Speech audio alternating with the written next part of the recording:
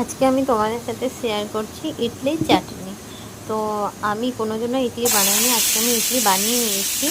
তো চাটনিটা বানাচ্ছি আমি। তো চাটনিটা তোমাদের সাথে প্রথমে শেয়ার করছি, ইডলিটাও শেয়ার করব।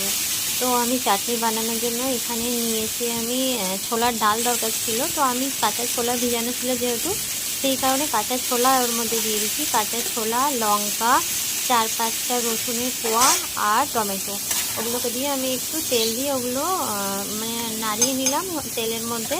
দিয়ে ওগুলোকে আমি সব পেস্ট করব, একটু জল দিয়ে নিয়েছি। এ দেখো পেস্ট করা হয়ে গেছে। তো পেস্ট করে আমি আবার ওই যেগুলোর মধ্যে ভেজেছিলাম ওই তেলটার মধ্যেই গোটা সরষা আর লঙ্কা আর কাঁচা পাতা ফোড়নে দিয়ে চাটনিটাকে যেটা পেস্ট করে রেখেছিলাম ওটা এর মধ্যে অ্যাড করে দেবো। দিয়ে একটু নাড়িয়ে চাড়িয়ে নেবো। ব্যাস, এটা রেডি ইডলি খাওয়ার জন্য চাটনি। দারুণ। দেখো তোমরা, আবার ইডলিও রেডি আর চাটনিও।